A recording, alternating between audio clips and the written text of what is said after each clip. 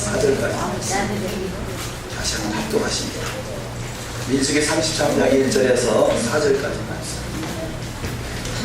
이스라엘 자손이 모세와 아론의 가난하에 그 하루대로 애굽 땅에서 나오던 때에 노정이 일어나니라. 모세가 여호와의 명대로 그 노정을 따라 그 진행한 것을 기록하였으니 그 진행한 대로 그 노정은 일어나니라. 그들이 정월 15일에 마음에 서서 가야 했으니 곧 6월절 다음 날이라. 이스라엘 자손이 애굽 모든 사람의 목전에서 큰 권능으로 나왔으니 애굽인은 여호와께서 그들 중에 주신 그 모든 장자를 장사하는 거야. 여호와께서 그들의 신들에게로 벌을 주셨더라. 아멘. 오늘도 주의 은혜가 풍성한 하루가 다 되시기를 주님의 이름으로 축원합니다. 진정한 샤밧이 이루어지는 하루 여정이 다 되시기를 주님의 이름으로 축원합니다. 우리는 안식이라는 말보다는 샤밧이라는 말을 주로 씁니다. 히브리어로 샤밧이 번역된 단어가 안식이죠. 근데 안식이라는 단어 가지고는 샤밧을 다 이렇게 커버할 수가 없어요. 그러면 샤밧, 안식하면 쉰다라는 개념이지만 샤밧은 히브리어로 샤밧은 슈브가 이루어지는 상태. 근데 슈브를 이루고 그 언약 안에 들어간다, 십자가 안에 들어간다, 그런 의미를 가지고 있습니다. 그러니까 이 샤바트라는 단어 하나 가지고 정확하게 복음을 제시하고 있는 것입니다. 그래서 이 슈브는 뭐냐? 슈브는 회개하는 것이죠. 회개. 우리는 예수 믿어 구원받았다고 하지만 어쩔 수 없이 이 세상 속에서 세속적인 것이 묻을 수밖에 없어요. 그래서 너희가 손과 발을 씻으라 그러죠. 회개는 손과 발을 씻는 것입니다. 성수에 들어가기 위해서는 반드시 이 성막 안에 번제단이 있고, 번제단이 예수님의 십자가의 보혈을 말한다면 물두멍이 있죠. 물두멍에서 씻고 그 다음에 성수에 들어갈 수 있는 것이에요. 우리 가정에서 밖에서 일하다 보면 일하고 가정에 들어가서 먼저 음식을 먹기 전에 손을 씻지 않습니까? 손과 발을 씻죠. 그렇듯이 가정을 깨끗하게 하는, 그래서 성수에 들어가서 주님을 만나기 원한다면 우리는 날마다 깨끗하게 손과 발이 씻겨지는 역사가 있어야 될 줄 믿습니다. 그것을 회개를 할 수 있죠. 원죄는 아담이 선악을 알게 하는 실과를 까먹어서 지은 원죄, 그것은 예수 그리스도를 통해서 십자가의 보혈 공로로 씻어졌다면 우리는 살아가면서 자범죄를 짓잖아요. 본의 아니게 죄를 짓는 그 죄를 우리는 씻어지는데, 그래서 슈브, 우리는 회개하고 그 언약 안에 다시 들어오는 것이 예배라 할 수 있습니다. 그래서 예배 전에 반드시 우리는 십자가를 통해서 들어와야 돼요. 십자가를 통하지 않는 것은, 양의 문을 통하지 않는 것은 도적이요 도적지가 않은 것이다 그럽니다. 우리는 양의 문을 통해서 예수님의 보혈로 씻어져서 슈브가 이루어진 상태로 언약 안에 들어가셔서 언약의 나라, 예수와의 나라에 넉넉히 입성하는 저와 여러분이 다 되시기를 주님의 이름으로 축원합니다. 지난주에는 지금 시즌으로 5월의 금식하는 기간입니다. 나름대로 작정하고 금식하며 기도할 수도 있겠습니다만, 뭐 금식을 안 한다 할지라도 금식하는 마음으로 기도하는 것이죠. 그것은 바로 성전이 회복되는 것입니다. 하나님의 도성, 하나님의 성전이 회복되기를 원해서 때로는 금식하며 때로는 기도하며 간구해서 하나님의 도성, 하나님의 나라가 이 땅에 속히 이루어지는 역사가 있으시기를 주의 이름으로 축원합니다. 이번 주에 그 어떤 좋은 영상들을 간단하게 정리된 영상을 통해서 이 히브리 뿌리 관점에서 된 영상에다가 말씀을 몇 말씀 달아서 계속 하루에 한 파트나 두 파트씩 계속 올렸었어요. 토라푸션 알리아하고 또 영상으로 올리는 그런 내용들이 있는데, 내용 한번 보신 분도 있겠습니다만, 보시면 내용이 참 좋아요. 그래서 많은 분들이 들어오시더라고요. 근데 그 내용 속에 어제 올린 그 내용은 이스라엘 예수여, 그러니까 예수님한테 사도행전 1장에서 하는 말씀이죠. 1장에서 예수여, 당신의 나라의 회복하심이, 이스라엘이 회복하심이 이때니까 이렇게 물어봐요. 이스라엘이 회복된다. 이스라엘이 회복되는 것은요, 결국 하나님의 나라가 회복되는 것이에요. 하나님이 이스라엘을 통해서 하나님의 나라를 건설하기를 작정하셨고, 그래서 이스라엘이 회복되는 것은 곧 하나님의 나라가 회복되는 것이다. 그래서 예수께서 이 제자들이 이스라엘이 회복됨이 이때니까 라고 물어봤을 때 예수님이 하신 말씀이 이스라엘이 회복되는 것은 너희들이 알 바 아니다. 단지 너희들이 해야 할 일이 뭐냐? 오직 성령이 임하시면 너희가 권능을 받고 예루살렘과 온 유다와 사마리아와 땅끝까지 이르러 내 복음의 증인되라 그러죠. 내 복음의 내 증인이 되라 그렇게 말씀하셔요. 우리가 그야말로 어찌보면 이 메시아의 히브리 뿌리 관점의 말씀은 토라였잖아요. 토라 회복이잖아요. 왜 토라가 회복돼야 되느냐? 전자에 아마 거의가 거쳐왔을 것이에요. 토라 회복 이전에 오기 전에 과정들은요, 그야말로 666이 어떻고, 짐승의 표가 어떻고, 프리메이슨이 어떻고, 일루미나티가 어떻고, 이런 내용. 그래서 참으로 주님의 때가 임박했구나. 그래서 어떤 조 때로는 두려움도 느끼게 되고 어찌할꼬 뭐 그런 마음들이 많이 있었을 것이에요. 근데 깨닫고 보니까 토라가 빠진 상태에서의 그 신부단장은 말로만 신부단장이 되는 것이지 실제적인 신부단장은 되지 않는 것이죠. 그것은 마치 어찌 보면 학생이 시험 날짜가 다가왔어요. 시험 장소에 들어갔어요. 두 부류의 사람이 뭐 표현할 수 있겠죠. 한 부류의 사람은, 한 학생은 시험 잘 보게 해주세요. 시험 잘 보게 해주세요. 처음부터 끝까지 시험 잘 보게 해달라고 기도만 한 학생이 있을 것이고, 한 학생은 열심히 시험지를 잘 풀어서 이 답안지를 제출하고 나왔을 것이에요. 그러면 누가 더 점수를 다 잘 맞겠습니까? 시험 잘 보게 해주세요. 그 얘기만 하는 학생하고 열심히 시험지를 푼 학생하고 누가 점수가 잘 나올 것인가?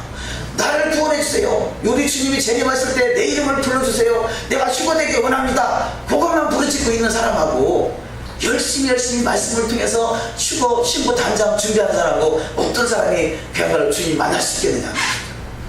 우리는 과거에는 나를 구원하소서, 나를 그야말로 휴거시켜 주소서 이렇게 표현했을지 모르지만 지금의 때는 그렇게 부르짖을 때가 아니라 하나님의 말씀을 통해서 신부로 잘 단장돼서 주님이 딱 보시기에 저 친구가 준비되어 있구나. 너는 내 마음의 합판자구나. 그래서 주님의 휴거 안에 들어가실 수 있는 복된 자가 다 되게 될 줄 믿습니다. 그래서 이스라엘의 회복하심이 이때니까 그렇게 말했을 때 예수님이 그것은 너희들이 알 바 아니라 너희들은 지금 구할 그것이 아니라 성령 충만함을 받고 온 유다와 사마리아 땅끝까지 이르러 내 복음의 증인되라 그래요. 우리는 주님의 신부로서 단장되길 원하고 말씀으로 지금 단장되고 있다면요, 우리는 반드시 그 열매가 나타나는 것이 뭐냐? 전도의 열매. 뭔가 주님을 증거하는 삶이 되어야 돼요. 그것이 증인이고 증인들이 가는 나라가 에덴인 것이죠. 에덴가 이루어지는 나라가 에덴인 것이에요. 증인의 삶, 증인의 공동체의 삶이 이루어지는 것이 바로 하나님 나라인 것입니다. 예수님께서 이 성령이 임하시면 권능을 받고 예루살렘과 온 유다와 사마리아 땅끝까지로 증인되라 말씀하시고 그분이 예루살렘 감람산에서 부활 승천하셨습니다. 하시면서 이 천사들이 말하기를 예수께서 부활하신 그대로 감람산으로 임하실 것이다 말씀하겠죠. 이스라엘이 1948년도에 기적적으로 회복이 됐어요. 이스라엘이 회복되기 시작했단 말이에요. 그 기간이 2000년 걸렸어요. 2000년 전에 제자들이 물어봤을 때 이스라엘이 회복하시니 이때니까 라고 물어봤지만 그것은 너희들이 할 거 아니다. 너희들은 오직 성령 충만함을 받고 예수의 증인이라는 것이죠. 마찬가지로 지금 이 1948년도에 이스라엘이 회복되고 예루살렘이 1967년도에 6.1 전쟁을 통해서 회복됐다 할지라도 우리는 주님이 오실 때가 이때니까, 이스라엘의 회복이 이때니까, 하나님 나라의 도래가 이때니까 여기 매달릴 것이 아니라 우리는 성령 충만함을 받고 주님의 증인되는 삶을 살아가는 거죠. 이것이 주님의 신부로 단장되는 것입니다. 그래서 증인, 어떻게 증인될 것인가? 이스라엘이 회복됐다는 것은요, 어쩌면 이방인의 수가 충만하게 차기까지는 저들을 완악하게 한다고 로마서 11장에서 말씀하고 있어요. 저들이 완악했었기 때문에 이방인의 수가 충만한 그 충만함 안에 저와 여러분이 들어가 있는 거예요. 그래서 예수 믿는 일에는 성공했어요. 예수 믿는 일에는 성공했지만 그 다음 단계로 거룩함에 이르는 데는 아직은 우리가 훈련받아야 될 과정인 것이에요. 예수 믿는 믿음은 예수 그리스도 십자가의 보혈의 공로로 구원을 받았어요. 자, 이것을 예수 믿기 전에 사람을 예수 믿게 전도하는 것, 이것이 1차적인 전도를 할 수 있습니다. 이것은 이방인의 수가 충만하게 찰 수 있도록 많은 사람들이 희생의 대가를 지불했기 때문에 저와 여러분이 그 속에 포함되어 있는 것이죠. 그래서요, 먼저는 예수 믿으세요 하고 전도해야 되고요. 나 예수 믿는데요. 그러면 아, 그렇습니까? 나고 그치는 것이 아니라 그분 속에 도라가 들어갈 수 있도록, 여호와의 말씀이 들어가서 신부로 단장될 수 있도록 두 번째 전도가 필요한 거죠. 제가 그래서 이번 주에 우리 교회 학교하고 또 이 시간 날 때마다 그런 말씀을 나눴는데요. 첫째는 전도지를 들든 뭘 들든 예수 믿으세요. 그러면 대개의 경우 많은 뿌리가 아, 저도 예수 믿습니다 라고 말할 거예요. 아, 그렇습니까? 예수 잘 믿고 천국 죄송합니다. 팀도 남편하네. 예수 잘 믿고 천국 가세요. 뭐 그렇게 끝날 수도 있을 것이에요. 그런데 대개의 경우가 아직은 신부로 단장되는 데는, 아니 신부 단장이 뭔지도 모르고요, 신부 단장에 전혀 준비가 안 된 사람이 거의 부지기수 90% 이상, 신부 단장이 뭔지 모르는 사람들이 제가 볼 때는 80, 90% 이상이라고 하지고요. 나머지 10%는 신부 단장이 뭔지는 아는데 어떻게 신부 단장 해야 될지는 그냥 맹목적으로 주님의 신부가 되겠다는 생각밖에는 없는 것이 안타까운 현실이 아닐까 싶습니다. 그러니까 시험장에 들어가서 나를 구원하소서, 나를 주님의 신부로 불러주소서 그러고 있지 않는가 하는 것이죠. 네, 그래서 전도할 때요, 첫 번째는 예수 믿으세요. 아, 예수 믿습니다. 아, 그렇습니까? 하나님의 백성들이 하나님을 아는 지식이 없어서 나간다고 그러는데 하나님을 잘 알고 계신가 모르겠습니다. 혹시 예수님의 기일을 아십니까? 한번 옆에 분 아까 물어보세요. 예수님의 기일을 아십니까? 이 기일이 뭐예요? 그분이 돌아가신 날이잖아요. 과연 그리스도인에게 예수님의 기일을 아십니까? 라고 물어봤을 때 아, 저는 압니다. 언제입니다 라고 자신있게 말하시는 사람이 얼마나 될까요? 옆에 분한테 물어봤는데 답이 왔나요? 뭐라고 답하시겠어요? 예수님의 기일을 아십니까? 뭐라고 답할까요? 예? 할렐루야. 우리는 훈련이 돼서 잘 알아요. 예수님의 기일이 금요일이다 아니면 토요일이다 일요일이다 그것이 아니단 말이에요. 예수님의 기일은 6월절이에요 6월절 어린 양이 되신 거잖아요. 정답은 예수님의 기일은 6월절이다. 그 6월절은 언제입니까? 1월 14일이 십자가에 달리신 날이고, 15일이 무교절 첫날 안식하신 날이고, 16일이 부활하신 천년매가 되신 날입니다. 그렇게 표현할 수 있겠죠. 그렇다면요, 그분이 예수님의 기일을 모르고 있다면 아직은 토라를 모르는 사람이고 신부 단장이 안 된 사람이에요. 어떻게 예수를 믿는 사람은, 어느 정도 신앙생활을 한 사람은 예수님을 사랑한다고 그러잖아요. 근데 사랑하는 사람의 기일도 모르면 이게 제대로 사랑이 아니잖아요. 나를 사랑해 주소서 그렇게만 하고 있지, 예수님을 아는 지식, 하나님을 아는 지식에서는 우리는 실패하게 돼요. 예수님의 기일이 언제라고요? 6월절. 성서력으로 1월 14일 6월절. 아마 90몇 프로가 99%가 예수님의 기일이 언제라고 물어봤을 때 제대로 답하는 사람이 얼마나 되겠습니까? 그만큼 우리가 성경에 대해서 무지한 거예요. 예수님의 길. 아, 예, 예수님이 금요일날 돌아가시고 토요일날 안식하시고 일요일날 부활하셨습니다. 뭐 이렇게 표현할 수 있을지 모르지만 그건 답이 아니잖아요. 기일은 날짜를 기억하는 것이에요. 기일은 날짜를 기억하는 것입니다. 그래서 우리는 하나님을 아는 지식, 내 백성이 지식이 없어 나간다. 하나님을 아는 지식이 없어 나간다. 그러니까 기일도 모르고 있으니까요, 예수님에 대한 사고가 전혀 엉뚱하게 금요일 돌아가시고 토요일날 안식하시고 일요일날 부활하셨다는 전혀 성경하고 맞지 않는 그런 사고를 갖게 됩니다. 기일을 모르니까 날짜를 기억하는 것이에요. 음력 1월 1일이 무슨 날이에요? 부정. 그렇죠. 음력 1월 1일 부정이 된 말이에요. 음력 1월 1일 부정. 음력으로 8월 15일 추석. 그런 건 잘 알잖아요. 우리한테 필요한 건 잘 알아. 예수님의 길은 진짜 필요한 건데 진짜 필요한 건 잘 모르는 것이 안타까운 현실이란 말이에요. 예수님의 길을 전하고 다니시기를 주의 이름으로 축원합니다. 그래서요, 그런 생각이 들더라고요. 전도 중에 가장 좋은 전도 방법은 첫째는 예수 믿으세요. 저 예수 믿습니다. 혹시 예수님의 길이 언제인지 아십니까? 길을 가르쳐 주세요. 길에 대해서 정확하게 알면 일요일이 주일이라는 생각은 있을 수가 없는 것이잖아요. 길은 날짜를 기억해야 되니까. 왜 토요일 안식일날 예수님이 무덤 속에 들어갔다가 일요일날 부활했다는 생각이 왜 나와요? 길을 모르니까 그랬단 말이에요. 길을 알면 날짜를 기억해야 되잖아요. 그래서 우리는 날짜를 기억하고 잘못된 이런 하나님 마지막 우리 주님의 재림의 때에 하나님을 아는 지식을 채워질 수 있도록 저와 여러분이 토라를 전하는 자가 되시기를 주의 이름으로 축원합니다. 네. 첫 번째는 예수를 전해야 되고요. 예수 믿는 사람에게는 토라를 전해야 됩니다. 토라. 그래야 신부 단장이 돼서. 그래서 메시아 왕국의 시험을 볼 때 그 시험에 넉넉히 통과하는 복된 자가 다 될 줄 믿습니다. 네. 자, 오늘 본문으로 들어가겠습니다. 본문 광야의 노정 42. 자, 오늘의 토라 포션 말씀이 이 마세이라는 제목으로 노정이라 그럽니다.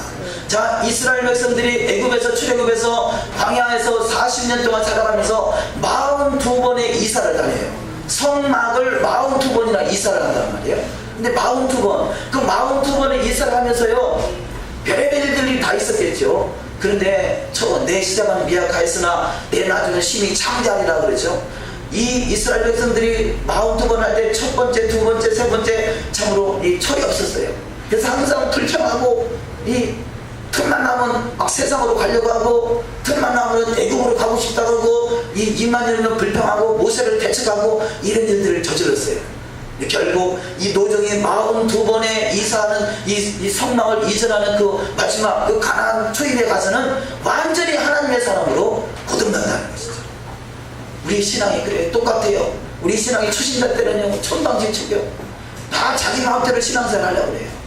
그런데 철이 들고 이제는 성숙해지면 말씀대로 이루어지다. 말씀대로 이루어지다.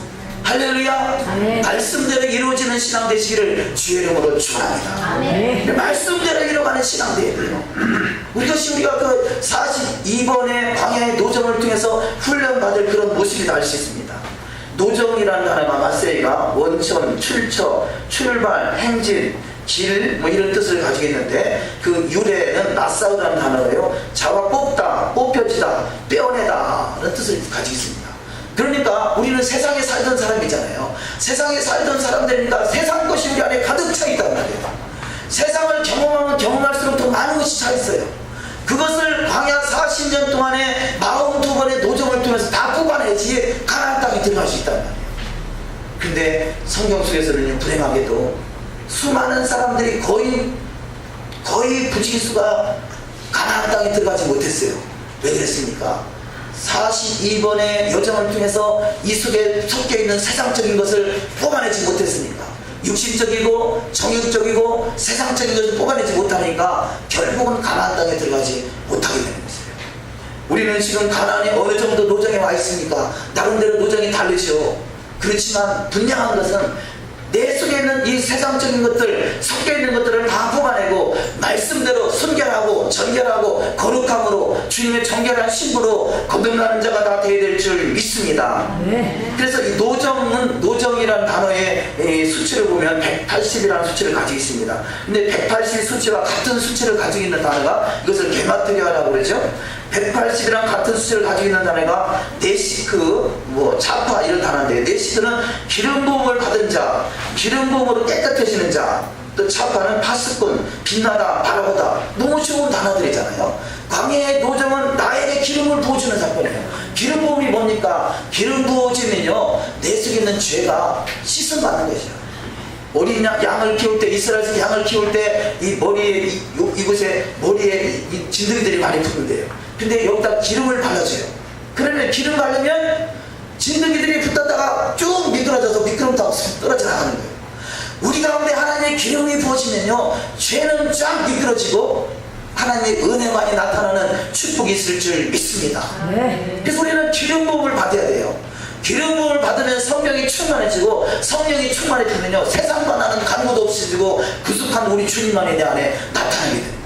네. 바로 이것이 성령의 나타남과 능력이 있는 사람입니다. 저와 여러분의 머리에 기름이 쫙 부어져서 아론의 기름이 머리에 부어졌는데 이렇게 한번 수염을 타고 옷깃까지 적셨다. 기름이 흘러 넘친다는 얘기죠. 하나님의 은혜가 넘친다는 이야기죠. 저와 여러분 인생에 은혜가 넘침으로 세상에 섞여있던 모든 것들이 다 씻음받는 역사가 나타나야 될 줄 믿습니다. 이렇게 기름 부어진 사람을 제사장이라 그러고요, 제사장이 서서 이 백성들을 잘 인도할 수 있도록 세움받는 사람들이 바수꾼이에요. 바수꾼을 세워지는 것이 바로 이 기름 부음 사건인 것이죠. 그래서 바수꾼은 빛나다, 바라보다, 이렇게야말로 이 기름이 부어져서 바수꾼으로 세워지고 제사장으로 세워지고 해같이 빛날 수 있는 복된 자로 세워지는 축복이 이 광야 노정을 통해서 세워진다는 사실을 깨달아서 더욱더 우리가 가는 그 광야 교회에, 그래서 이 우리의 신앙을 광야 교회라 합니다. 크든지 작든지 반란이라는 것이 있어요. 교회만 오면 다 만사가 형통해지는 게 아니라, 물론 믿음 안에서 형통해지죠. 그러나 환경은 여전히 같은 환경이 될 수도 있고 더 나쁜 환경이 될 수도 있고 환경은 바뀔 수 있지만, 우리는 믿음으로 말미암아 형통함을 누리고 우리 속에 있는 세속적인 것들이 다 뽑아져서 이제는 가나안 땅을 광야를 통과해서 가나안 땅에 넉넉히 입성할 수 있는 저와 여러분이 다 되게 될 줄 믿습니다. 자, 이 노정이 42번의 노정이 있다고 그랬습니다. 그래서 42기는 보통 3년 반, 앞으로 다가올 3년 반 대환란이 있다고 그러죠. 7년 환란 속에서 3년 반은 조용하고 3년 반은 대환란이 있다고 합니다. 그 3년 반이 개월수로 치면 42개월이잖아요. 42개월. 그 42도정. 그러니까 성경 속에 있는 단어 하나하나, 점 하나, 토시 하나가 다 하나님의 의도가 있는 것이죠. 42번의 노정을 통해서 광야 42번의 그 노정 얼마나 힘들었겠어요. 그 힘든 과정이 마지막 때 그야말로 엑기스로 42개월의 그 환란이 있을 때 너희들이 이걸 바라보고 승리하는 거죠. 또한 이 42번이 어떤 부분이 있겠습니까? 42번의 수치가 같은 수치가 학계도림에서 큰 광명체, 위대하다, 리비라는 단어로 마음, 숨, 사랑, 심장, 콧김, 오홀로, 성막, 장막, 켜보디죠. 나의 영화, 영광, 이런 단어들, 아주 좋은 단어들이 42라는 수치로 되어 있다는 거죠. 그것은 뭐냐? 42를 통과하고 났더니 이렇게 큰 위대한 자가 되고 마음이 주님을 닮아가는 자, 성막, 장막이 이루어지는 자, 하나님의 영광이 나타나는 자, 이런 하나님의 심장, 예수님의 심장을 가는 자가 된다는 거죠. 그것이 우리 인생 속의 광야를 피하려고 할 것이 아니라, 광야는 반드시 통과해서 정금같이 나오는 축복된 여정이 다 되어야 될 줄 믿습니다. 자, 광야 42 여정에 광야 42라는 숫자는, 그래서 이 마태복음 1장, 우리 신약을 가장 첫 번째 첫 장이 마태복음은요, 아브라함과 다윗의 자손 예수 그리스도의 세계라 이렇게 시작돼요. 그러면서 쭉 족보가 기록되면서 아브라함부터 다윗까지 14대요, 다윗부터 이 바벨론까지 14대요, 바벨론부터 예수 그리스도까지 14대다 이렇게 말해요. 그 14를 합하면 42 것이죠. 이 이스라엘의 족보가 42라는 숫자를 통과해서 가나안 땅에 들어가는구나 라는 것을 비춰주고 있는 것입니다. 그 42의 핵심 단어가 14인데 14라는 단어는 바로 다윗의 수치가 14를 가지고 있습니다. 그래서 바로 이스라엘 왕은 다윗이다 그러는 것입니다. 다윗의 완전한 자가 예수 그리스도인 것입니다. 그래서 우리는 주님을 이 다윗의 왕 예수 그리스도 그분을 깊이 만날 수 있는 광야의 노정을 통과하는 자가 다 되시기를 주의 이름으로 축원합니다. 아모스 9장 11절 합독하십니다. 그날에 내가 다윗의 무너진 장막을 일으키고 그것들의 틈을 막으며 그 허물어진 것을 일으켜서 옛적과 같이 세우고, 이후에 내가 돌아와서 다윗의 무너진 장막을 다시 지으며 또 그 허물어진 것을 다시 지어 일으키리니. 아멘. 자, 아모스 9장에서 다윗의 장막, 이스라엘과 유다가 하나가 됐던 이 이스라엘 12지파가 하나가 됐던 그때 다윗의 장막, 그때 그 다윗의 장막이 무너지고 나서 지금까지도 이스라엘 12지파가 하나 되지 못했어요. 이것이 예수께서 이 땅에 오신 이유, 그래서 예수께서 내가 이스라엘 집에 잃어버린 양을 찾아오셨다는 말씀이 바로 다윗의 장막을 회복하러 오셨다. 이것이 이스라엘에 흩어졌던 12지파가 하나로 모일 그때를 위해서 오셨다는 것을 말씀하고 있는 것입니다. 이것이 바로 이스라엘 나라의 회복인 것이고, 이스라엘 나라의 회복이 이때니까, 이스라엘 12지파가 회복되는 것이 이때니까 예수께서 하신 말씀이 때와 기한은 너희가 알 바 아니라 오직 너희는 성령 충만을 받고 권능을 받아서 예루살렘과 온 유다와 사마리아 땅끝까지 이르러 복음의 증인되라. 저와 여러분이 주님의 증인된 삶을 살아가면 반드시 이 다윗의 장막 속에 넉넉히 입성할 수 있는 복된 자가 될 줄 믿습니다. 두 번째 말씀으로 대제사장 아론의 죽음, 이 간단하게 말씀을 표현해놨습니다만요, 대제사장 아론의 죽음은 참으로 아름다운 죽음이었어요. 그 내용에 미드라시에 있는 내용에 보면 다윗이 다윗이 아니라 아론이죠. 아론이 하나님이 모세에게 감동을 줘서 너가 형 아론을 데리고 이 아론의 아들 엘라사를 데리고 호렙산으로 올라가라. 거기서 이 아론은 대제사장이잖아요. 대제사장이 옷을 벗어서 아들 엘라사에게 입혀주는 거예요. 그런데 처음에는 그야말로 이 옷을 벗겨주는 모습이 눈에 보이는 아론의 옷을 벗기기 시작했는데요, 이제 옷을 더 벗을 때쯤 돼서는 이 구름이 쫙 둘러서서 사람이 보이지 않고 천사가 그 옷을 벗겨서 바로 이 엘레아살 아들에게 입혀주고요. 그때 이 모세가 형 아론의 마음이 어떠할까 해서 보이지 않는 아론, 구름 속에 덮여있는 그 아론을 향해서 그 모세가 물어봅니다. 모세가 물어보는 지금이 어떻습니까? 라고 중간에 물어보니까 구름이 내 몸 전체를 휘감는 것을 느끼고 있습니다. 그렇게 말하고요. 그 뒤에서 모세가 아론이 안 보이니까 아론 어디 있어요? 독특한 죽음을 맞고 있군요. 의인의 죽음이 이런 것인가요? 그때 난 지금 무엇라고 말할 수 없습니다. 그러나 너무나 장관이 펼쳐지고 있습니다. 그래서 모세가 그 모습을 보면서 나도 그것이 그렇게 되기를 원한다. 나도 아론처럼 아름다운 죽음을 가지도록 기도해야 되겠다. 이렇게 말하고 있다는 것입니다. 자, 이 말씀을 통해서 옷을 벗을 때, 옷을 본다는 것은 육체의 장막을 벗는다는 것은 이 땅과 이 하나님 나라로 분리되는 모습 아니겠어요? 준비된 자의 아론의 모습, 이 모습은 참으로 아름답게 하나님께 영광을 올라가더라는 것이죠. 영광의 구름이 가득하더라는 거죠. 그런데 과거에는 구름기둥, 불기둥으로 이스라엘 백성들이 인도했어요. 그런데 아론이 죽고 나서는 이 구름기둥이 없어졌어요. 자, 가나안 땅에 들어가기 바로 초입에서 이제는 이 아론의 대제사장 위임식이 아들에게 넘어가고, 그때부터 구름이 싹 같이 고치고 나서 이제부터는 그때부터는 법궤가 이스라엘 인도해서 가나안 땅으로 인도했다는 것이죠.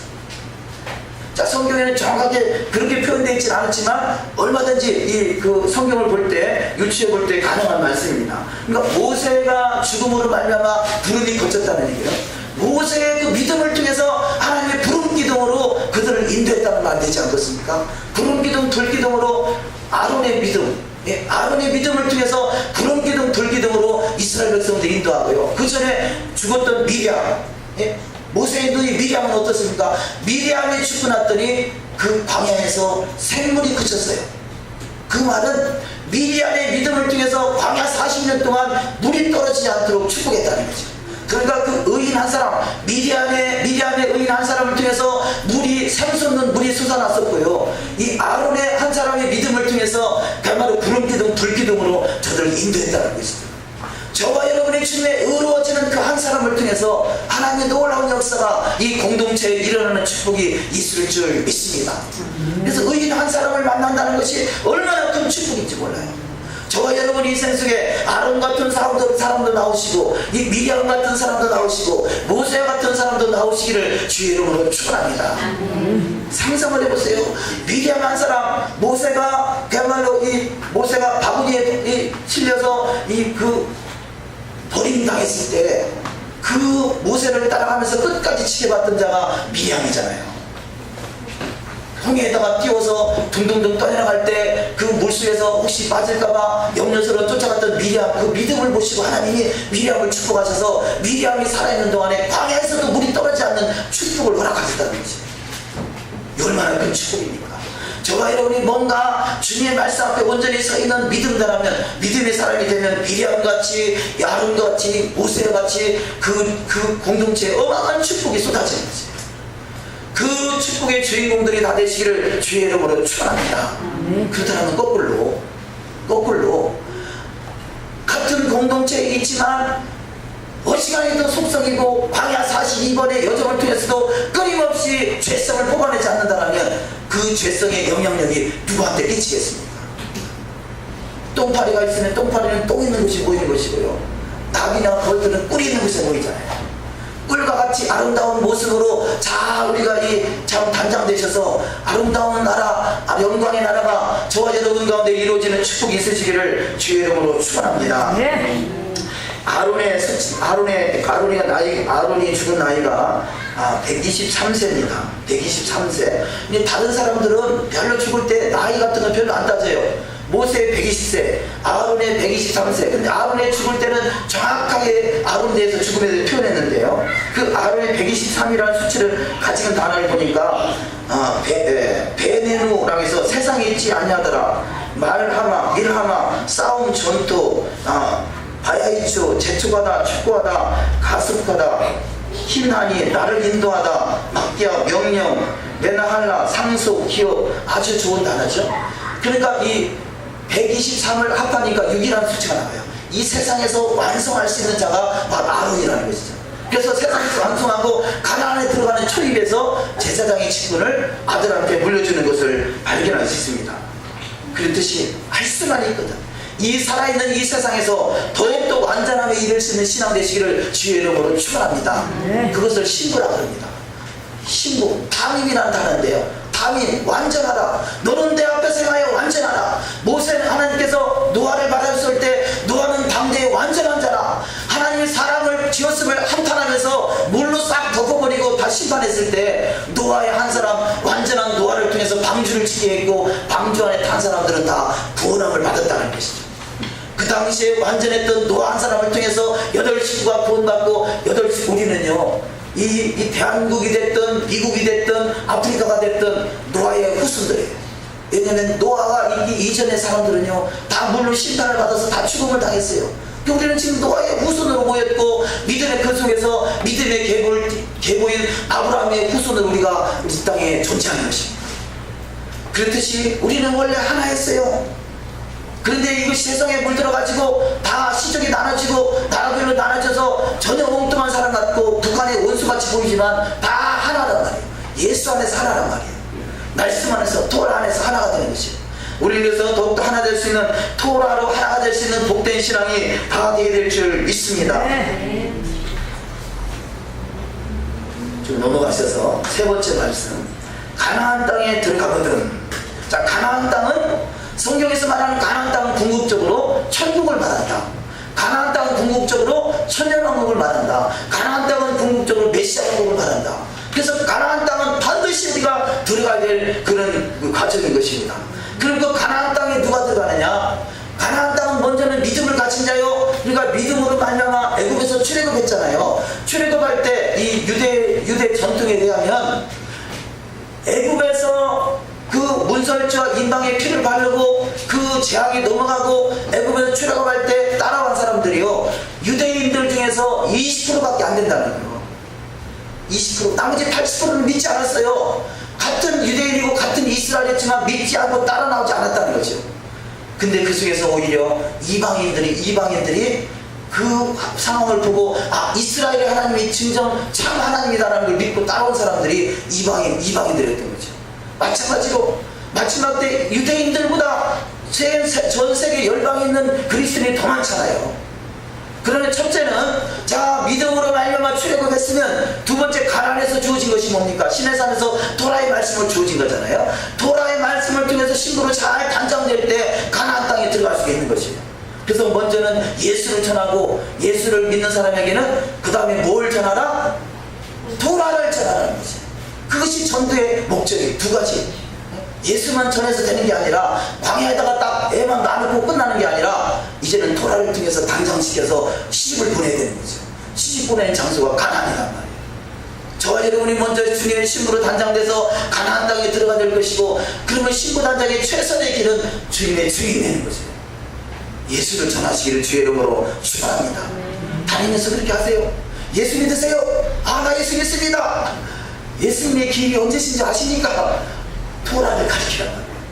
토라를 전하는 데가 돼서 그 사람이 만남보다 신앙생활을 그치는 것이 아니라 가나안 천국에 넉넉히 입성할 수 있는 신앙이 되어야 될 줄 믿습니다. 자, 그래서 민수기 33장 51절 이하 말씀 합독하십니다.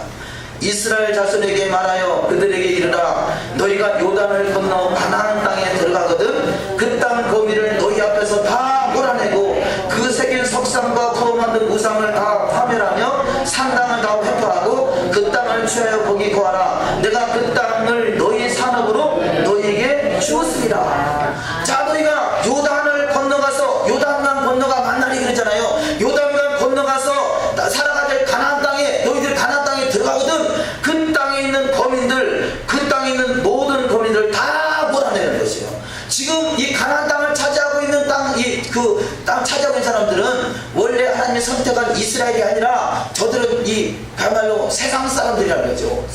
세상 것들이 그 안에 차지하고 있다는 거죠. 그러면 너희가 가나안 땅을 들어간 영원한 영광의 기업, 하나님의 나라, 그 천국에 세상 것이 섞여 있으면 안 된다. 그러니까 세상 것을 다 몰아내라고 그랬어요. 그런데 이스라엘 백성들이 가나안 땅에 들어가서 그 속에 있었던 사람들, 섞여있던 것들을 뽑아내지 않고 몰아내지 않았어요. 이 사건이 언제입니까? 이 사건이 그야말로 대략 3500년 전 사건이에요. 3500년 전에 하나님이 명령을 하셨는데 그 명령대로 따르지 아니함으로 지금까지도 이스라엘은 온전히 하나 되지 못하고 팔레스타인과 접전하고 있고, 가자지구와 접전하고 있고, 중동 세력과 접전하고 있고. 왜 그렇습니까? 하나님의 말씀대로 온전히 몰아내지 않았기 때문에 그래요.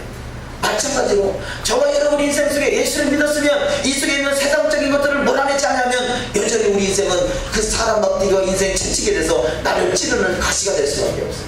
이스라엘이 하나님의 말씀대로 온전히 몰아내지 아니함으로 말미암아 오히려 저들을 찌르는 가시가 된 거지. 얼마나 괴롭겠어요.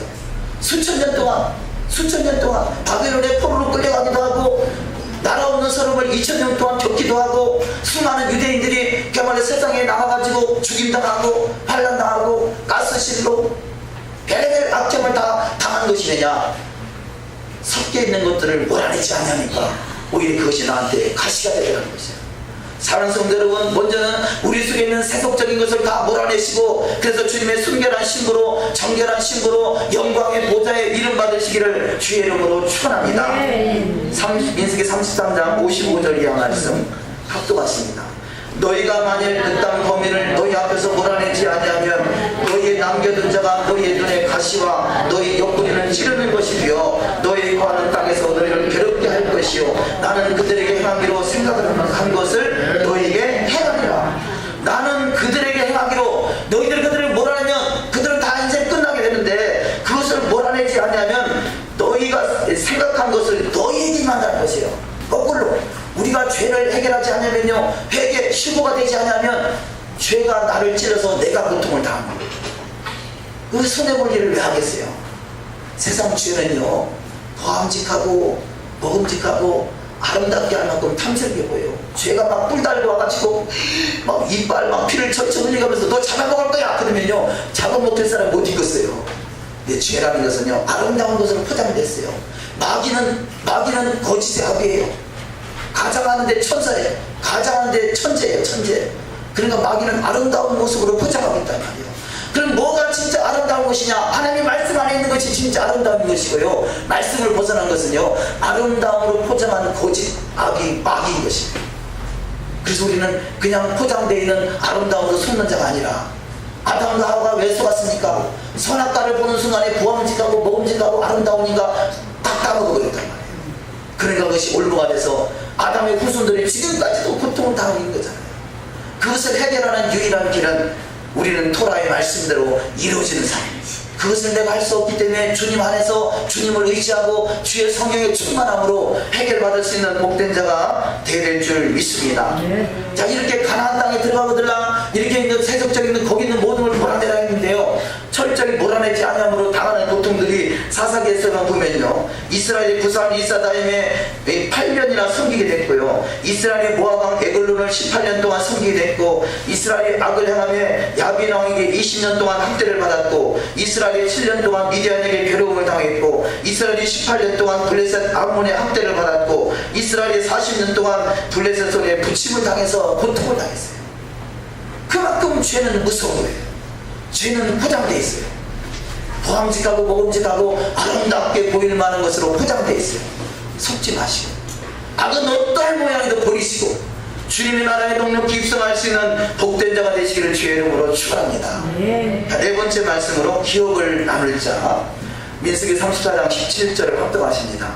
너에게 땅을 기업으로 나눌 자의 이름이 이러하니 제사장 엘라살과 눈의 아들 여호수아니라. 자, 가나안 땅에 들어가서 기업을 12지파로 나누시는데, 기업을 나눠줄 자를 찾는다는 거죠. 기업을 나눠줄 자. 우리가 이제 예배 전에 항상 조정리 집사님이 제일 일찍 오세요. 새벽같이 가가지고 자리를 지키고 있어요. 근데 한 8시 반만 되면 주보를 딱 들고 거기서 저 앞에서 문을 가려서 계속 보초를 서는 거예요. 누구든지 오지는 주보를 나눠주고 싶어서, 뭔가 나름대로 그것이 주님의 일을 쓰임받는 일이다 여기서 나눠준다는 그 기쁨이 있잖아요. 그 기쁨을 누리고 싶어서요, 그냥 8시 반도 안 돼서 저기 아까 보초도 그때부터 서 있다니까요. 이유 어찌됐든 그 마음은 아름다운 마음이잖아요. 그러니까 그렇게 쓰임받는 건 중요한 일인데, 여기 지금 기업을 나누실 자로 누구를 뽑느냐? 엘라살과 눈의 아들 여호수아를 뽑더라는 것이에요. 어린아이들한테 이거 두 가지 나눴으면 좋겠다 하면 저요 그러고 서로 나누지 않겠어요. 그 마음이 순수한 마음 아니겠어요? 그렇게 그것은 그 자리는 복된 자리이기 때문에 그래요. 하나님께서 엘라살과 눈의 아들 여호수아를 뽑아서 기업을 나누실 자로 세우더라는 것이에요. 야, 12지파가 이 앞에 있는데 12지파에게 기업을 나눠줄 자가 누구냐? 엘라살과 눈의 아들 여호수아라는 것이에요. 그러면 엘라살이 누구냐? 엘라살은 제사장이에요. 우리가 마지막 때 우리가 왕같은 제사장이 되는 것이 얼마나 큰 축복이냐? 천하만국을 다스릴 수 있는 권세자로 세워주는 것이 제사장인 것이에요. 제사장 중에 제사장, 왕같은 제사장인 것이죠. 그래서 우리가 말씀으로 더욱더 거룩함으로 더욱더 주님의 보좌 앞에 나가는 것이 뭐냐? 제사장으로 세움받는 것이고, 엘라살과 같이 기업을 나눠줄 자예요. 철장 권세를 받아서 만국을 다스릴 수 있는 권세자를 세워주는 자리가 제사장의 자리단 말이에요. 얼마나 귀해요. 우리는 이스라엘과 전혀 상관없는 이방인으로 태어났어요. 그러니까 만약에 이스라엘이 완악해지지 않았더라면요, 우리가 예수 믿는 일에 아마 벌었을지도 몰라요. 저들이 완악하게 됐기 때문에 이방인의 수가 충만하게 찾고, 그 속에서 우리가 이스라엘을 저들이 버림당하고 우리가 그야말로 장자로 선택을 받을 만한 축복이 물론 가지 얼마지만 다 꺾인 것은 아니지만 기회가 우리 가운데 주어졌다는 사실, 이 기회를 놓치지 아니하시고 더욱더 왕같은 제사장으로 세워지시기를 주의 이름으로 축원합니다. 근데 가장 첫 번째 세운 자가 제사장 엘라살, 이를 기업 물을 자로, 기업 나눠줄 자로 세웠고요. 두 번째, 눈의 아들 여호수아. 자, 여호수아는 누구냐? 여호수아는 이 에브라임 지파예요. 요셉의 두 아들 므낫세와 에브라임 지파예요. 에브라임 지파는 열방의 장자예요. 자, 이스라엘 지파의 장자는 유다고, 에브라임 지파의 장자는 바로 이 여호수아. 예. 그러니까 열방의 지파의 장자는 그 에브라임인데요. 에브라임. 그래서 마지막 때 이 과정을 보면 성경은 그대로 이루어진 거잖아요. 그 다음에 나오는 사람이 누구냐? 그 다음 나온 사람이 유다예요. 유다는 세 번째죠. 그러면 순서적으로 보면 첫 번째가 제사장, 두 번째가 무슨 지파? 에브라임 지파, 세 번째가 유다 지파예요. 자, 형식적으로는 이스라엘 지파의 장자는 유다인데요, 그런데 실제적으로는 요셉 지파, 그 중에서 에브라임 지파가 이 이스라엘의 장자인 것이에요. 이스라엘 장자. 이 말씀은 뭐냐? 저와 여러분이 장자로 부른다는 것을 확신하는 말씀인 거죠. 저와 여러분이 세계 열방의 주님과 더불어 천하를 다스릴 수 있는 권세를 받을 수 있는 기회가 우리 가운데 주어졌다는 사실을 믿으라는 것이죠. 믿으라. 먼저는 이 12지파하고 상관없이 제사장 엘라살 같은 제사장이 세워질 것이고, 또 그 속에서 그 다음에 이 에브라임 지파에서 열방을 대표하는 에브라임 지파에서 눈의 아들 여호수아 같은 자가 나오게 된다는 것입니다. 자, 세 번째 말씀으로 민수기 32장 12절 이하 말씀 합독하십니다. 다만 그나스 사람 여분네 아들 갈렙과 눈의 아들 여호수아는 볼 것은 여호와를 온전히 순종하였음이니라 하시고, 여호수아가 여분네 아들 갈렙을 위하여 축복하고 헤브론을 그에게 주어 기업을 삼게 하네. 아멘. 자, 여기서 12절에 다만 그나스 사람 여분네 아들 갈렙과 눈의 아들 여호수아가, 여분네 아들 갈렙은 유다 지파고요, 이 여호수아는 바로 에브라임 지파입니다. 근데 여호와를 온전히 순종했다는 거예요. 누가 마지막 때 기업을 이룰 자로, 기업을 물려줄 자로 선택받느냐? 여호와의 말씀 앞에 온전히 순종하는 자고, 또 그 중에서 13절에 보면 여호수아, 바로 에브라임 지파에 속해 있는 여호수아가 여분네 아들 갈렙, 유다를 위해서 축복하자는 것이에요. 유다를 위해서 축복하는. 그야말로 우리는 지금 토라는 이스라엘 통해서 배워야 되지만, 저들을 통해 배운 우리가 더 올라갈 수 있지 않냐를 말씀하는 것이죠. 얼마나 큰 축복입니까? 저들한테 배워서 가르친 그 사람들보다 더 뛰어난 자를 하나님 축복하신다는 것이 얼마나 놀라운 섭리겠어요. 이런 섭리들을 잘 우리가 숙지하시고, 우리는 그냥 유다, 이스라엘 선택받은, 우리는 그냥 저 구석에 처박혀 있는 이방 그런 것이 아니라 하나님의 의도는 더욱 높이기를 원한다는 사실을 믿으시고, 그 말씀대로 이루어지는 복된 자가 되시기를 주의 이름으로 축원합니다. 그래서 첫째는 이 제사장 지파요, 둘째는 에브라임 지파요, 세 번째는 이 유다 지파 갈렙이 첫 번째로 이스라엘 12지파의 땅에 헤브론을 땅을 기업으로 물려받게 됩니다. 자, 이런 순서들이, 자, 원래 태어난 순서가 있지만, 그런데 하나님의 축복의 순서는 태어난 순서하고 전혀 상관이 없다는 것이에요. 태어난 순서는 제가 보면 이 혈통적으로 순서 나이대로 간다면, 하나님의 나라는 믿음대로 가는 것이에요. 믿음으로 사시길 주의 이름으로 축원합니다. 자, 세 번째 말씀으로 민수기 34장 23절 이하 합독하십니다. 요셉 자손 중 므낫세 자손 지파의 족장 에봇의 아들 항이에요, 에브라임 자손 지파의 족장 십단의 아들 그멜이요. 자, 이 말씀을 하고자 하는 것은요, 요셉 지파를 보면 이 이스라엘의 11지파는 이스라엘에 모여 있었고요, 나머지 한 지파 요셉 지파는 이 세상 열방 애굽에 가서 살았는데, 이 애굽에 있었던 요셉 지파가 얼마나 큰 축복을 받았는가. 이 요셉 지파가 둘로 나눠져서, 원래 요셉은 한 지파예요. 한 지파 중에서 므낫세와 에브라임이 나눠지고, 또 그 다음에 이 므낫세 지파도 또 반으로 나눠져서 이 반 지파, 또 이 가나안 땅, 또 반 지파는 가나안 밖에 있는 땅을 차지하고, 그러니까 요셉 안에서요, 요셉 안에 있는 사람들이 다 잔치를 다 주인공들이 되어버리는 거예요. 가나안 땅도 그렇고 가나안 밖에도 그렇고 에브라임이 열방에 가서 그렇고, 이것이 저와 여러분이 바로 에브라임 지파에 속해 있다는 사실을 우리가 이제 긍지와 자부심을 가져야 돼요. 다 같은 것이. 창세기 그 뒤에 48장 19절을 합독하십니다. 그의 아우가 그보다 큰 자가 되고 그의 자손이 여러 민족을 이루리라 하고, 여기서 이 창세기 48장 19절에 요셉 또 에브라임에게 하는 축복이죠. 그의 아우가 그보다 큰 자가 되고 그의 자손이 여러 민족을 이루리라. 여러 민족을 이루라. 이 말씀이 어디 나오느냐? 창세기 12장 2절 나오는 거죠. 하나님께서 아브라함을 선택하셔서 너는 본토 친척 아비 집을 따라 내가 지시할 땅으로 가라. 내가 너로 큰 민족을 이루리라. 큰 민족을 이루는 것이 바로 여러 민족 에브라임을 통해서 이루어가더라는 것입니다. 근데 그 에브라임을 통해서 이루어가는 것이 이미 창세기 12장에 아브라함을 부를 때, 믿음의 조상으로 부를 때, 그때부터 이미 허락하신 것이에요. 아브라함은 이스라엘, 어떤 혈통적인 이스라엘의 아비만 되는 것이 아니라 큰 민족을 이루는 열방의 모든 믿는 자의 아버지가 되는 것이죠. 아버지가 되는 것입니다. 자, 그 뒤에 민수기 34장 29절 합독하십니다.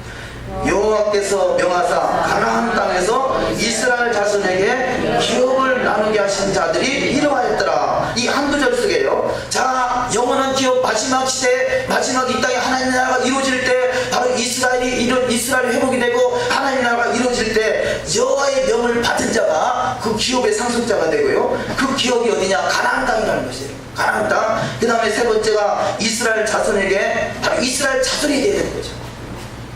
어쩐 얘기도 원래 그래, 이스라엘이 하나님의 나라다 그랬더니 막 딴지를 거는 글들이 반대선 댓글이 막 올라오더라고요.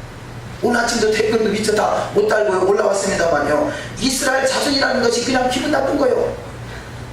네? 왜 우리가 이스라엘 자손이냐는 거죠. 그러니까 뭐라고 하냐, 총 들고 가서 지금 이스라엘 가서 싸우냐, 전쟁이나 하라 그러더라고요. 나한테 총 들고 가서 싸우더래요. 그런데 또 그렇죠. 지금은 이스라엘을 차지하고 있는 이스라엘 사람들이 이스라엘이 아니라 저들은 불법자가 많다. 진짜 이스라엘도 있지만 진짜 이스라엘이 누구냐? 첫째는 예수를 믿는 사람이고 둘째는 토라가 회복된 사람이다. 그러니까 저들은 불법자가 돼서 스가랴 13장에 보면 3분의 2가 포로로 끌려간다. 그런 말씀을 이렇게 했는데요. 이스라엘에 차지하고 있는 사람이 진짜 이스라엘이 아니에요. 저들은 거의가 불법자예요. 예수를 안 믿든지 토라를 안 지키든지 그렇단 말이에요. 저와 여러분이 이스라엘의 진정한 이 메시아 왕국의 주인공이 되기를 원한다면 예수 안에서 토라를 지켜가는 자가 될 때 우리는 주님의 나라에 휴거돼서 그 나라에서 천하를 다스릴 수 있는 그 만국, 천국, 거기가 천국이라면 이 세상 열방은 만국이단 말이에요. 천국에서 만국을 다스릴 수 있는 권세자로 세워주는 축복이 반드시 일어날 줄 믿습니다. 다섯 번째 말씀, 레위 사람에게 주는 성업. 레위 사람에게 주는 성업, 이 레위 지파는요 원래 시몬 지파와 레위 지파가 그 누이 디나의 강간 사건을 통해서 이 세겜 사람들을 막 속여가지고 할례를 하게 하고 다 죽여버렸잖아요. 이 사건을 통해서 큰 범죄자가 됐고, 그래서 레위 지파와 시몬 지파는 많은 저주를 받아요. 그래서 이스라엘의 12지파 중에서 가장 숫자가 적은 숫자, 이 하나님은 그 인원 수대로 기업을 상속해 주는데 가장 숫자가 적기 때문에 가장 기업을 적게 받은 지파가 시몬 지파고요. 레위 지파는 그 중간에서 먼저는 시몬 지파죠. 시몬 지파고 그 다음에 레위 지파인데 그래서 두 지파가 가장 적은 숫자를 가지고 있어요. 그런데 레위 지파는 그 속에서 기회를 얻었어요. 그것이 뭐냐, 이 금송아지를 만들어 놨을 때 금송아지 우상을 섬기던 그 사람들, 이 하나님이 모세를 통해서 진노하셔가지고 다 죽이려고 작정했을 때 모세의 소원하는 기도를 통해서 생명을 살려줘요. 그때 모세가 내려와서 한 말이 뭡니까? 누구든지 하나님 편에 서기를 원하는 자는 나와라! 그랬더니 이 레위 지파가 다 단체로 나갔어요. 12지파 중에서 레위 지파를 뺀 나머지는 11지파는 안 나갔어요. 레위 지파의 손에 칼을 들려주고서 누구든지 진 이문에서 정면까지 왔다 갔다 하면서 닥치는 데를 쳐 죽여라. 그때 죽임을 당한 자가 3,000명이라 그럽니다. 자, 3,000명이나 죽임 당할 만큼 철저하게 헌신되어 있는 지파가 레위 지파입니다. 자, 전제 창세기에서 이 범죄하는 사건을 통해서 하나님의 저주가 임했지만 저들이 헌신했더니 하나님께서 모든 재앙을 막아주고 그들이 이 지금 48개의 성읍, 각 그 이스라엘의 땅에 있는 48개의 성읍을 만들어서 48개의 성읍을 레위 지파에게 주라는 거예요. 그러니까 레위 지파는 재산도 없고 그야말로 이름도 없고 얼마도 없었던 저주받은 지파가 하나님 앞에 헌신했더니 그렇게 복된 자로 제사장 지파로 왕같은 제사장대로 헌신된 자가 레위 지파에서 나오더라는 것이죠. 그러니까 우리는 전자에 뭔가 조상이 문제가 있든 내가 문제가 있든 죄로 말미암아 저주가 임할 수 있어요. 그러나 내 신앙이 주님 앞에 헌신되고 말씀대로 이루어가는 그 순간에 저주는 끊어지고 하나님의 은혜는 다시 회복되고 나타나는 축복이 있을 줄 믿습니다. 아멘. 자, 그런데요, 이 레위 지파에서 레위 지파와 다른 지파의 차이가 뭐겠어요? 레위 지파에 속해 있던 사람이 누구냐? 아론이고요. 레위 지파에 속해 있던 사람이 모세고 레위 지파에 속해 있던 사람이 미디안이에요. 레위 지파는 비록 저주받은 지파였지만 아론과 미리암과 모세와 같은 하나님의 사람이 그 속에 나오니까 레위 지파가 다 부활하더라고요. 저와 여러분이 어떤 저주의 그 사슬이 가정에 흐르고 있다 할지라도 저와 여러분이 믿음이 하나님 앞에 감동시킬 만한 믿음이 되면 모든 저주는 끊어지고 그야말로 이스라엘의 12지파 한 지역마다 나눠서 살던 그들 속에 전체를 다 커버하고요. 저들에게 전체 이스라엘 12지파 전체를 다 성경을 가리키고 토라를 가리키는 지파가 누구냐? 레위 지파가 된 거예요. 그만큼 헌신했더니 하나님이 말씀을 주시고 말씀을 통해서 저들의 백성들을 이끌어갈 수 있는 리더를 세우더라는 것이죠. 그러니까 내 시작은 미약할 수 있어요. 그러나 내 나중은 심히 창대해지는 축복이 다 있으시길 주의 이름으로 축원합니다. 레위 지파까지 철저히 헌신된 삶이 되시기를 주님의 이름으로 축원합니다. 그 말씀을 이 본문에서는 하고 있습니다. 그래서 이 42성읍, 자 42성읍, 우리 그 아까 노정이 몇 번의 노정이라고 그랬죠? 42번. 그 동일하게 42번과 같이 42성읍을 레이지파에 주고요. 나머지 6성읍은 뭐냐? 48성읍이라고 했습니까? 42성읍을 주고 나머지 6성읍은요 도피성이에요. 사람들이 범죄했을 때 피할 수 있는 길을 얘기하는 것이죠. 근데 그 다음 말씀이 6번째 말씀으로 영원한 도피성 예수와 도피성을 6군데를 각 지파의 요소에 6군데를 세워서 사람들이 범죄하면 거기서 피할 길을 주는 거죠. 왜 그러냐? 그 당시는 이 국가 통치, 그야말로 중앙 통치 제도가 아니라 각 지파별로 통치하는 시대예요. 그래서 어떤 사람이 범죄했다, 어떤 사람이 여기 지금 한 지파의 사람을 죽였다, 그러면 이 지파가 떼거지로 가지고 저 사람들을 죽이는 거예요. 그러니 이 살인을 낳고 얼마나 참 흉악해지겠어요. 그래서 어느 지파의 사람이 죽었든지 간에 그 사람을 얼른 도피성으로 피난시키면 도피성은 대제사장의 칭이 관할하는 곳이란 말이에요. 그러니까 누구도 손을 못 대는 거예요. 대신에 거기 들어가서 이제 재판할 때까지는 것을 피할 수 있어요. 그런데 거기서 이 살인을 저질렀다 할지라도 도피성에서 때가 될 때까지 피할 수 있는데 때가 언제냐? 우리는 보통 이 세상 죄는 기간이 있잖아요. 뭐 집행유예, 아니면 1년, 아니면 뭐 20년, 아니면 뭐 무기징역, 이렇게 집행유예인데, 그 당시에 이 법 집행은 뭐냐? 대제사장이 죽을 때까지 거기 사는 거예요. 피난처. 그런데 대제사장이 죽으면 그 사람의 죄도 사죄를 받아서 나와요. 그것은 뭘 말하냐? 영원한 대제사장 대신 예수 그리스도 그분이 죽으심으로 우리의 죄가 사해졌다는 것입니다. 그 메시지를 주고 있는 것입니다.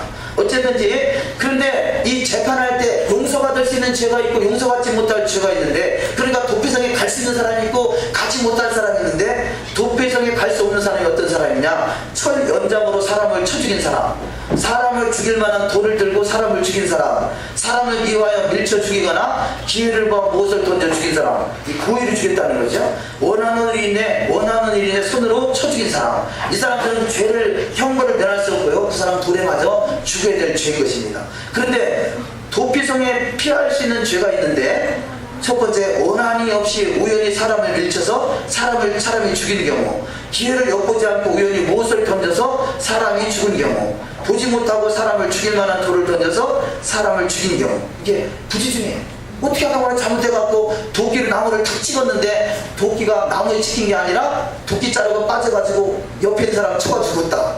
이런 경우에 얼른 도피성에 가서 대제사장이 죽을 때까지 거기서 사는 거죠. 그런 제도가 있는데, 그것은 결국은 정확하게 바로 영원한 대제사장 대신 예수 그리스도를 말하는 것이고, 예수 그리스도가 도피성인 것이에요. 자, 그렇다면 대제사장이 죽기 전까지는 그 도피성에 살아야 되는데요, 대제사장이 죽기 전에 거기서 도피성에서 난 이제 웬만큼 죄값을 치렀으니까 나와야 돼, 그러고 나와버린다면 그 사람은 언제 어떤 사람에게 잡혀 죽을지 모르는 것입니다. 우리가 한번 예수 믿어 구원받았다고 해서 예수님이 다시 오시기 전까지는 우리는 도피성에 있어야 돼요. 예수 그리스도의 도피성 안에 있어야 돼요. 예수 밖으로 빠져나가면 우리는 세상의 죄에 적용을 받는다. 세상 법에 적용을 받아요. 근데 우리가 예수 그리스도의 도피성 안에 있으면 바로 여호와의 말씀 토라의 법을 적용을 받는 것이고, 토라 안에 있을 때 우리는 그 환난날의 도피성이 되는 것입니다. 자, 좀 넘어가시겠습니다. 마지막 말씀, 7번째 말씀 바로 전에 도피성, 에레미야 16장 19절 합독하십니다. 여호와 나의 힘, 나의 요새, 환난날의 피난처시며 민족들이 땅끝에서 죽게 이르러 말하기를 우리 조상들의 계승한 바는 허망하고 거짓되고 무익한 것들이라. 여호와께서 이르시되 보라, 이번에 그들에게 내 손과 내 능력을 알려고 그들로 내 이름이 여호와인 줄 알게 하리라. 환난날의 도피성이 되신 예수 그리스도 그분 안에 있으면 우리는 자유함을 얻고 보호를 받을 수 있지만, 예수 밖에 빠져나가는 순간에 우리는 세상 법에 적용을 받는다. 그래서 환난 날에 부패성 되신 예수 안에서 날마다 승리하시기를 주의 이름으로 축원합니다. 네. 자, 마지막 말씀으로 슬로보아스의 딸들, 이 말씀의 요지는, 자, 이 말씀, 동일한 말씀이 전자에 이 성경 속에는 기록되어 있지 않지만 미드라시에 보면 슬로보아시 누구냐? 슬로보아시라는 사람이 안식일날 나무하다가 돌에 맞아 죽은 사람이에요. 토라에 말씀에는 안식일을 지키지 않고 나무하는 자는 돌에 쳐죽이라 그러잖아요. 근데 안식일날 나무하다 돌에 쳐죽임을 당하긴 했지만 이 사람이 다른 사람한테 해를 입힌 죄를 지은 건 아니잖아요. 그래서 근데 이 슬로보아시라는 사람의 딸이 5이 있어요. 근데 5이 있는데 아들이 없어요. 재산은 아들에게 상속해 줘야 되는데 아들이 없으니까 그 재산 상속을 어떻게 하느냐, 이 문제로 인해서 모세하고 여러 가지 토론이 있었고, 모세가 하나님 앞에 기도했더니 아들이 없으면 딸들에게도 기업을 물려줘라, 이렇게 된 거예요. 자, 그런데 이 본문의 사건은 뭐냐? 딸들이 재산을 물려받았는데 딸들도 시집 가야 되잖아요. 그러면 시집을 가버리면 여기 지금 슬로보아시 속해 있던 그 지파에서 재산이 다 그쪽으로 가버리는 거잖아요. 그런 경우는 어떻게 하면 되느냐? 그래서 이 문제가 거론이 돼서 다시 회의를 하고 하나님께 여쭤봤더니, 그러면 슬로보아스의 딸들도 시집은 가야 되는데 시집은 보내라. 근데 어디로 시집 보내느냐? 지파 안으로 시집을 보내라는 거예요. 지파 밖으로 다른 지파에 시집 보내는 것이 아니라 지파 안으로 시집 보내는 거예요. 사랑하는 성도 여러분, 우리는요, 예수 믿는 믿음의 사람은요, 믿지 않는 사람하고 착하면서는 안 되는 것이에요. 이것은 빼앗기는 것이에요. 빼앗기는 것이에요. 예수 안에서. 그래서 믿지 않는 자와 멍에를 같이 하지 말라고. 우리는 어떤 경우 그러잖아요. 너무 저 사람이 좋다 보니까 아이고 내가 그 사람을 전도하면 되지 않겠느냐. 쉬운 일 아니에요. 쉬운 일 아니에요. 성경에 위배되는 거죠. 믿는 사람과 짝대. 물론 믿지 않는 사람을 전도를 해야 돼 당연한 일이지만, 내가 그 사람과 짝해서 그 사람을 전도한다는 것은요, 오히려 내 영혼이 빼앗기가 쉽습니다. 믿지 않는 자 전도하는. 그래서 결국은 우리가 믿음 안에 살아가야 되는 것이고요. 또 둘째는 또 지파별로 정확하게 하나님이 지파를 깨뜨리지 않고 유지하게 한다는 것이죠. 우리는 공동체를 깨뜨리지 않고 공동체를 유지하면서 하나님 나라를 세워나간다는 사실을 우리가 확실하게 믿으시기를 주의 이름으로 축원합니다. 네. 자, 밑에 그래서 이 민수기 36장 6절 합독하십니다. 슬로보아스의 딸들에게 대한 여호와의 명이 이러하니라. 이르시되 슬로보아스의 딸들은 마음대로 시집가려니와 오직 그 조상 지파의 가족에게로만 시집갈지니, 그리하면 이스라엘 자손의 기업이 이 지파에서 저 지파로 옮기지 않고 이스라엘 자손이 다 각기 조상 지파의 기업을 지킬 것이니라 하셨나니. 아멘. 자, 어찌하든지 저와 여러분은 믿지 않는 자와 멍에를 같이 하지 아니하시기를 주의 이름으로 축원합니다. 네. 마찬가지입니다. 사업도 그렇고요, 결혼도 그렇고, 뭔가 같이 머리를 맞대고 할 수 있는 일이라면 믿지 않는 자와 멍에를 같이 내서는 안 되는 것이에요. 자, 마지막 말씀으로 이 모든 것들이 그 두 번째 말씀, 희년에 대해서, 희년 민수기 36장 13절 합독하십니다. 이는 여리고 맞은편 요단강 모압 평지에서 여호와께서 모세로 이스라엘 자손에게 명하신 명령과 일행이라. 창세기 18장 19절. 내가 그로 그 자식과 권속에게 명하여 여호와의 도를 지켜 의와 공도를 행하게 하려고 그를 택하였나니, 이는 나 여호와가 아브라함에게 대하여 말한 일을 이루려 하니니라. 자, 이 마지막 때 희년에 그 모든 것이 회복돼서 지파에 하나도 잃어버리지 않고 하나님이 원래 약속하신 그 기업대로 회복할 수 있는 길이 뭐냐? 명령과 규례를 지켜야 하는 자고요. 그래서 아브라함도 이 일을 위해서 부름을 받았다는 것이에요. 아브라함은 믿음의 조상으로 세워졌는데, 그럼 믿음의 후손들도 마찬가지로 이 18장 19절과 같이 내가 그러고 자식과 권속에게 명하여 여호와의 도를 지켜 의와 공도를 행하게 하려고 그를 택하였다. 여호와의 말씀과 토라와 계명과 율례와 법도를 지켜 행하게 하려고 저와 여러분을 부르셨다는 것이에요. 이 말씀대로 이루어가는 자가 주님의 영원한 기업을 물려받을 수 있는 상속자가 될 줄 믿습니다. 네. 창세기 26장 5절 합독하십니다. 이는 아브라함이 내 말을 순종하고 내 명령과 내 계명과 내 율례와 내 법도를 지켰으니라 하시니라. 어떻게 아브라함이 믿음의 조상이 됐느냐? 열국의 아비가 되고 복의 근원이 됐느냐? 내 율례와 내 법도와 내 명령과 내 계명을 지켰다는 것이. 그러할 때 하나님이 그를 축복하셔서 모든 이름 위에 뛰어난 자로 믿음의 조상으로 세워지는 축복이 있었던 것 같아요. 저와 여러분이 그 믿음의 계수 속에서 예수 그리스도를 주라 시인하는 자에게는 아브라함의 후손으로서 예비하신 영원한 기업이 있다라고 갈라디아서 3장 29절을 말씀하고 있습니다. 영원한 기업의 상승자가 다 되시기를 주의 이름으로 축원합니다. 그것이 바로 전도서에서 12장 13절에 이렇게 말씀합니다. 일의 결국을 다 들었으니 하나님을 경외하고 그 명령을 지킬지어다. 이것이 사람의 본분이니라. 하나님은 모든 행위와 모든 은밀한 일을 산악간에 심판하리라. 하나님을 경외하고 그 명령을 지키는 것이 사람의 본분. 사람이 누구냐? 다 이렇게 육신의 몸을 입겠다고 해서 성경에서 사람이라고 말하지 않습니다. 사람다운 사람, 하나님을 믿고 그 말씀에 순종하는 사람을 사람이라고 해요. 그렇지 않은 것은 그냥 흙에 불과한 것이에요. 이성은 짐승과 똑같은 것이에요. 내가 짐승인가 사람인가는 여호와 하나님 예수 그리스도를 믿고 그분의 말씀을 따르는 자는 사람일 것이고, 그렇지 않은 자는 이성은 짐승과 같은 것입니다. 우리는 짐승 같은 인생이 아니라 사람다운 사람 돼서 사랑의 나라, 예수의 나라, 주님의 나라에 넉넉히 입성하시는 복된 신앙 여정이 다 되시기를 주님의 이름으로 축원합니다. 기도하십니다. 이 시간의 말씀을 생각하면서 잠시 기도하기 원합니다. 내 속에 사람다운 사람 되기 원합니다.